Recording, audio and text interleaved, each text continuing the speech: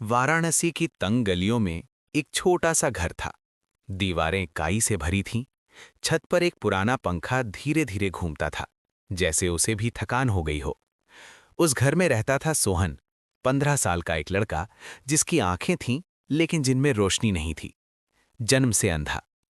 उसकी माँ कमला एक मंदिर में झाड़ू लगाती थी।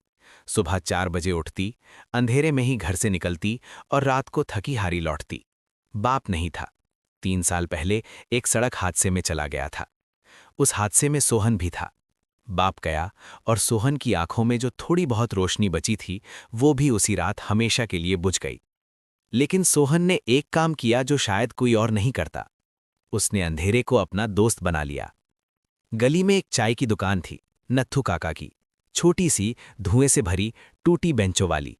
लेकिन वहां एक चीज थी जो सोहन को हर रोज खींच लाती थी। एक पुराना टूटा हुआ तानपुरा। नत्थू काका के किसी रिश्तेदार का था। सालों से धूल खा रहा था, तारें ढीली थीं, लकड़ी जगह जगह से चटकी हुई थी। एक दिन सोहन ने धीरे से उसकी एक तार छुई। एक टूटी हुई बेसुरी आवाज निकली, लेकिन सोहन के होठों पर मुस्कान आ गई। नत्थू काका ने देखा और हंसते हुए कहा, अरे सोहन, ये बेकार पड़ा है, इसमें कोई सुर नहीं बचा। सोहन ने तानपुरे को हाथों से ऊपर से नीचे तक महसूस किया, जैसे वो उसे अपनी आंखों से देख रहा हो। काका, इसमें सुर है, बस कोई सुन नहीं रहा। नत्थू काका ने सोचा, पागल लड़का है, लेकिन उन्होंने मना नहीं किया। उस दिन से सोहन रोज आता, घंटों उस तानपुरे के पास बैठता। धीरे धीरे उसने महसूस किया कि कौन सी तार कितनी ढीली है। उसने काका से एक पेचकस मांगा और चुपचाप तारें कसीं, अपनी उंगलियों के सहारे, बिना किसी की मदद के। एक हफ्ते बाद जब उसने पहली बार उस तानपुरे पर एक मुकम्मल सुर निकाला, नत्थू काका हाथ में चाय का गिलास थामे खड़े रह गए। मोहल्ले में खबर फैली कि अंधे सोहन को संगीत का शौक है। लोगों ने तरह तरह की बातें कहीं। बेचारा क्या करेगा, दिखता ही नहीं तो गाएगा क्या। माँ को समझाओ, लड़के को कोई काम धंधा सिखाओ। अंधे की औकात भीख मांगने की है, संगीत की नहीं। ये बातें सोहन के कानों तक भी पहुंचती थीं। वो सुनता था, चुप रहता था, और रात को माँ के सो जाने के बाद अंधेरे में बैठकर तानपुरे की तारें छूता रहता था। उसके लिए अंधेरा कोई कमजोरी नहीं था, वो तो उसकी दुनिया थी। उस दुनिया में कोई रंग नहीं था, लेकिन हर आवाज का रंग था। हवा का रंग, बारिश का रंग, माँ की सांसों का रंग, और संगीत का रंग जो सबसे गहरा था। एक दिन मोहल्ले में एक बुजुर्ग आए, पंडित श्यामलाल। कभी बनारस घराने के जाने माने गायक थे। अब उम्र ढल चुकी थी, अपने किसी रिश्तेदार से मिलने आए थे। नत्थू काका की दुकान पर चाय पीने बैठे। तभी अंदर से एक आवाज आई। सोहन गा रहा था, राग भैरवी। अधूरी सीख, कच्चा गला, लेकिन उस आवाज में कुछ था जो पंडित जी को अपनी जगह रोक गया। उन्होंने नत्थू काका से पूछा, ये कौन गा रहा है? अरे वो अंधा लड़का है सोहन, बस ऐसे ही गुनगुनाता रहता है। पंडित जी उठे और अंदर चले गए। सोहन ने आहट सुनी और चुप हो गया। गाते रहो, पंडित जी ने धीरे से कहा। कौन है आप? सोहन ने पूछा। कोई नहीं, बस एक बूढ़ा आदमी जिसने अभी कुछ सुना जो बरसों से नहीं सुना था। पंडित जी वहीं बैठ गए। सोहन ने फिर गाना शुरू किया। जब वो रुका, पंडित जी बोले, तुमने सीखा कहाँ? कहीं नहीं, बस सुनता हूं और महसूस करता हूं। पंडित जी की आंखें भर आईं। बेटा, जो तुमने अभी गाया वो राग भैरवी की एक बंदिश थी, लेकिन तुमने उसे जिस तरह गाया वो तरीका मैंने अपने उस्ताद से सुना था 50 साल पहले। ये तुम्हें किसने सिखाया? किसी ने नहीं, ये मेरे अंदर से आई। पंडित श्यामलाल देर तक चुप रहे। कल से मेरे पास आ जाना। तालीम शुरू हुई। पंडित जी ने सोहन को सुर सिखाए, लय सिखाई, लेकिन उन्हें जल्दी ही एहसास हो गया कि सोहन को सिखाने की जरूरत नहीं थी, उसे बस दिशा देने की जरूरत थी। सोहन की सुनने की क्षमता असाधारण थी। वो एक बार किसी राग को सुनता और उसकी हर बारीकी उसके दिमाग में उतर जाती। वो आंखें बंद करके, वैसे भी उसके लिए फर्क क्या था, संगीत के समंदर में डूब जाता। लेकिन एक दिन पंडित जी के घर कुछ लोग आए, उनके शिष्य। बड़े शहरों में रहते थे। जब उन्होंने सुना कि उनके गुरु एक अंधे लड़के को सिखा रहे हैं, तो एक ने मुंह बनाते हुए कहा, गुरुजी, आप अपना वक्त क्यों बर्बाद कर रहे हैं? ये मंच पर क्या करेगा? लोग देखने आते हैं, सिर्फ सुनने नहीं। पंडित जी ने कुछ नहीं कहा, लेकिन सोहन ने सुन लिया था। वो बाहर बरामदे में बैठा था। उस रात वो घर आया। माँ रोटी बना रही थी। सोहन चुपचाप बैठ गया। क्या हुआ? माँ ने पूछा। माँ, क्या मैं सच में कुछ बन सकता हूं? माँ ने हाथ रोके, तवे पर रोटी जलने लगी, उन्हें होश नहीं रहा। वो आईं और सोहन के सामने बैठ गईं, उसका चेहरा अपनी हथेलियों में लिया। बेटा, जब तू पैदा हुआ था, डॉक्टर ने कहा था ये बच्चा कभी कुछ नहीं कर पाएगा।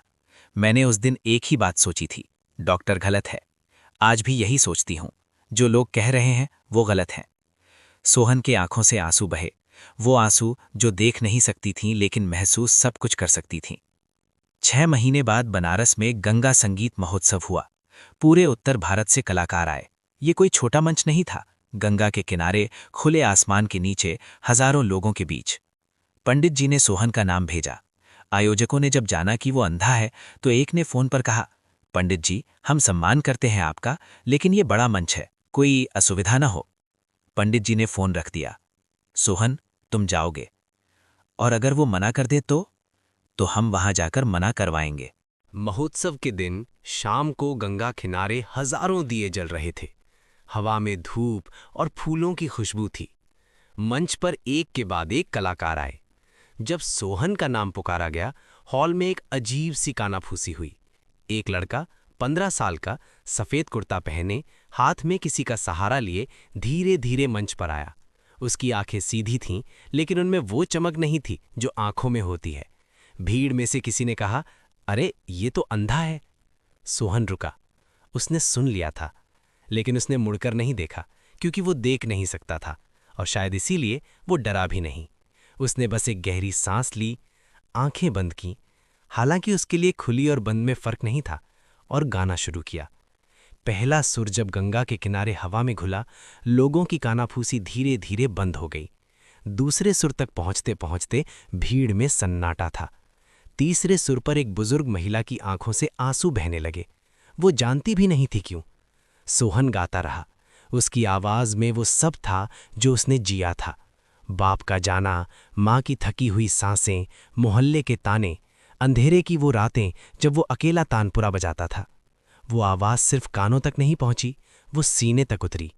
जब आखिरी सुर हवा में घुला और सोहन चुप हुआ, 3 पल का सन्नाटा रहा। फिर हजारों लोग एक साथ खड़े हो गए। तालियां गंगा के उस पार तक गईं। सोहन मंच पर खड़ा था। उसे दिख नहीं रहा था कि क्या हो रहा है, लेकिन वो महसूस कर सकता था। हवा में जो कंपकपी थी, वो उसके लिए थी। उसकी आंखों से आंसू बह निकले।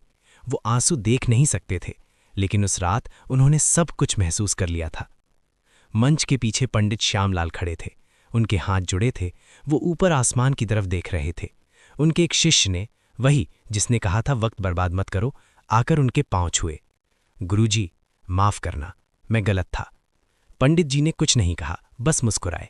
और वो आयोजक जिसने फोन पर असुविधा की बात की थी, उसने उस रात सोहन का नाम अगले साल के महोत्सव में मुख्य कलाकार के रूप में दर्ज किया। आज सोहन 20 साल का है। वो उन स्कूलों में जाता है जहां नेत्रहीन बच्चे पढ़ते हैं। उनके बीच बैठता है, गाता है और कहता है, आंखें ना हो तो कोई बात नहीं, दुनिया को देखने के और भी तरीके हैं। अपने अंदर की आवाज सुनो, वो तुम्हें वहां ले जाएगी जहां आंखें भी नहीं पहुंच सकती।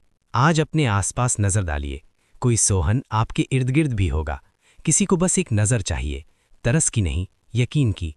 क्या आप वो नजर दे सकते हैं?